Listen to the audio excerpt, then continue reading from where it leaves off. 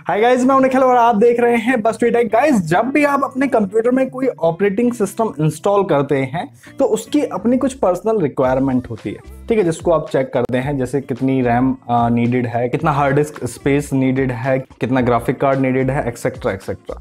तो जब आप अपने कंप्यूटर में ऑपरेटिंग सिस्टम इंस्टॉल कर लेते हैं तो आपके कंप्यूटर का हार्डवेयर आपके कंप्यूटर में इंस्टॉल्ड ऑपरेटिंग सिस्टम को कितना सपोर्ट कर रहा है, कितना उसको एनकरेज कर रहा है रन होने के लिए, ये आपको कैसे पता चलेगा। कई बार क्या होता है, हम अपने सिस्टम में ऑपरेटिंग सिस्टम इंस्टॉल भी कर लेते हैं। जैसे सपोज मेरे सिस्टम की रिक्वायरमेंट विंडोज 10 को सपोर्ट कर रही है, मैंने इंस्टॉल कर लिया, उसके बाद भी मेरा सिस्टम स्लो रन कर रहा है, तो उसके पीछे क्या दिक्कत हो सकती है, ये मुझे कैसे पता चलेगा और ये मुझे कौन बताएगा। ठीक है, कई बार हम एज्यूम कर लेते हैं यार रैम कम है इस वजह से कम हो रहा है, लेकिन सिस्टम स्लो होने के पीछे काफी सारे रीजन हो सकते हैं। रैम कम हो सकती है, आपके जो हार्ड डिस्क है उसकी प्रॉब्लम हो सकती है, अगर आप एसएसडी यूज नहीं कर रहे हैं, एचडीडी यूज करें तब भी स्लो चल सकता है। ग्राफिक्स की प्रॉब्लम हो सकती है, क्योंकि जो विंडोज 10 और विंडोज 11 जैसे जो ऑपरेटिंग सिस्टम आ रहे हैं इनको ग्राफिक्स की भी नीड है।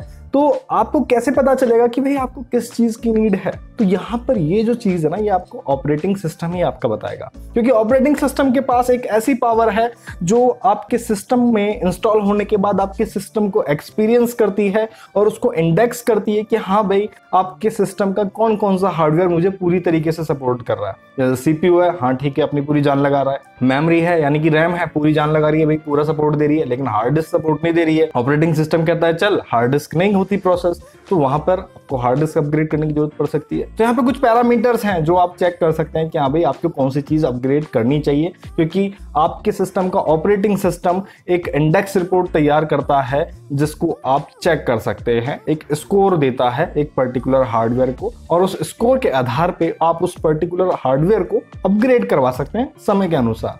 तो चलिए देख लेते हैं। यहाँ पर ये जो चीज आप चेक करेंगे, मैं यहाँ पे आपको कोई एक्सटर्नल टूल नहीं बता रहा हूं, आप इस चीज को पावरशेल कमांड की हेल्प से भी टेस्ट कर सकते हैं, क्योंकि थर्ड पार्टी टूल कई बार आपको एक्यूरेट रिजल्ट नहीं देते, इसलिए हम यहाँ पे सिस्टम का ही टूल रन करेंगे जो आपको एक्यूरेट रिजल्ट मिले। तो यहाँ पे मैं तो विंडोज 11 यूज कर रहा हूँ, आप विंडोज 7, 8, 8.1, 10, 11 कोई सा भी यूज कर रहे हो, प्रोसेस सेम रहेगा। ठीक है, तो यहाँ पे हम चलते हैं स्टार्ट बटन पे, सर्च में गए, देन यहाँ पे पावरशेल लिखा, पावरशेल को आप रन एज एडमिन कर लेंगे। आप जो भी विंडो यूज कर रहे हो इस तरीके से सर्च करके पावरशेल आप रन एज एडमिनिस्ट्रेटर ओपन कर लेंगे और यस पे क्लिक कर देंगे। पावरशेल विंडो को आप अच्छी तरह जानते होंगे, काफी सारे वीडियो हमने पहले ही बनाए हुए हैं इस तरह की ट्रबल शूटिंग पे, ट्रिक्स पे। ब्लू कलर का इंटरफेस आएगा और यहाँ पे आपको कमांड लिखनी पड़ेगी। यहाँ पे पावरशेल की हेल्प से हम एक टूल का यूज लेंगे जिसका नाम है विंडोज सिस्टम असेसमेंट टूल। ठीक है, वो पूरा असेसमेंट लेता है आपके सिस्टम का, उसके बाद आपको आउटपुट देता है। तो चलिए क्या है वो कमांड जो यहाँ पे ये आपको आउटपुट में देगी, देख लेते हैं। यहाँ पे सबसे पहले आप लिखेंगे गेट, देन एक हाइफन लगाएंगे बिना स्पेस दिए, देन यहाँ पे लिखेंगे C, capital C, I M, then instance, ये आप लिखेंगे। स्पेलिंग आपकी करेक्ट होनी चाहिए, और जैसे मैं लिख रहा हूँ वैसे आपको लिखना है, जो लेटर कैपिटल है वो कैपिटल है, अदरवाइज रेड कलर में काफी सारे एरर आपके सामने आ सकते हैं। जैसे कई बार कमेंट आते हैं सर मैंने कमांड रन करी रेड कलर में एरर आ गया, तो उसके पीछे रीजन यही होता है, या तो कमांड में दिक्कत है, ठीक है, या फिर स्पेलिंग मिस्टेक है, या फिर आपने उसको एज एडमिन रन नहीं किया है। स्पेस देते हैं, देन यहाँ पे आप लिखेंगे विन 32, ठीक है, देन यहाँ पे आपको अंडरस्कोर लगाना है, देन यहाँ पे लिखना है विन सेट, इस तरीके से। ठीक है, कमांड हमेशा की तरह बहुत ज्यादा बड़ी नहीं है, छोटी सी कमांड है, जस्ट आपको ये रन करनी है। ठीक है, एंटर बटन प्रेस करते हैं। यहाँ पर एंटर बटन प्रेस करते ही बहुत तेजी से आपके सामने स्कोर आ जाएगा, क्योंकि आपका ऑपरेटिंग सिस्टम तो सब मेजर कर चुका है, आपके सिस्टम में इंस्टॉल्ड है। चाहे आप विंडोज 10 यूज कर रहे हो, एक्सपी यूज कर रहे हो, 7 यूज कर रहे हो, 8 यूज कर रहे हो, आपका सिस्टम आपके सिस्टम में आपके हार्डवेयर पे इंस्टॉल है, और आपका हार्डवेयर कितना सपोर्ट कर रहा है आपका ऑपरेटिंग सिस्टम से बेहतर कोई और नहीं जानता। तो यहाँ पे इस तरीके से स्कोर आ गए। यहाँ पे ये जो स्कोर आप देख रहे हैं, यहाँ पे ये जो आप ऊपर स्कोर देख रहे हैं, ये आउट ऑफ 10 है। मिनिमम स्कोर यहाँ पे 1.0 होता है, मैक्सिमम स्कोर यहाँ पे 9.9 होता है।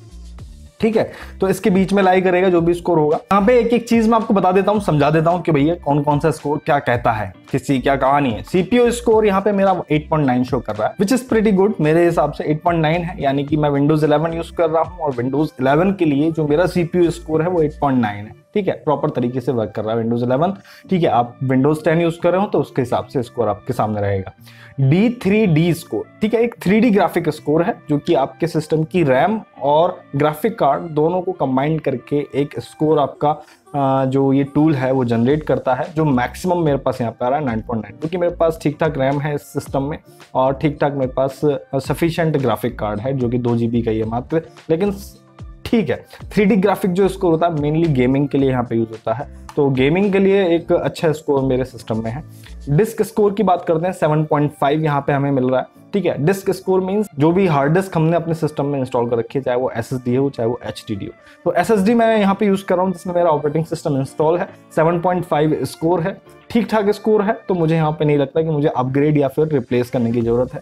ग्राफिक स्कोर यहाँ पे थोड़ा सा कम है, थोड़ा सा क्या कम ही है, 4.2, एटलीस्ट 5 से भी ज़्यादा होता तो मुझे अच्छा फील होता, लेकिन 4.2 है यहाँ पे, और वो होना भी चाहिए क्योंकि मैंने ग्राफिक्स पर यहाँ पे जब अपने सिस्टम को असेंबल किया था तो ग्राफिक को मैंने अभी यहाँ पर अपने बजट के अकॉर्डिंग ये रखा। ठीक है, तो मैं ग्राफिक यहाँ पे अपग्रेड करवा सकता हूँ, हालांकि मेरे सिस्टम की स्पीड पर अभी ऐसा कुछ ज़्यादा असर नहीं है। ठीक है, अगर और भी पैरामीटर कम होते तो मैं यहाँ पे मैं फिल्टर कर पाता कि मुझे क्या चीज़ अपग्रेड करने की जरूरत है। ठीक है, तो ग्राफिक स्कोर सबसे यहाँ पे कम मेरे पास ग्राफिक स्कोर आया 4.2। Then memory score 8.9, memory is about RAM memory के बाद यहाँ पे हो रही है, तो आपके सिस्टम में जितनी रैम है उसके हिसाब से यहाँ पे स्कोर यहाँ पे आ जाएगा। ठीक है, तो 8.9 यहाँ पे स्कोर है, 9.9 मैक्सिमम मैंने आपको बताया, तो 8.9 इज प्रीटी गुड, तो मेरे लिए ठीक ठाक स्कोर है, कोई दिक्कत नहीं है रैम की भी। यहाँ पे टाइम टेकन है, विनसेट असेसमेंट स्टेट है जो कि 1 है, ये 0 से लेके 4 तक आपके पास इसमें ऑप्शन रहते हैं।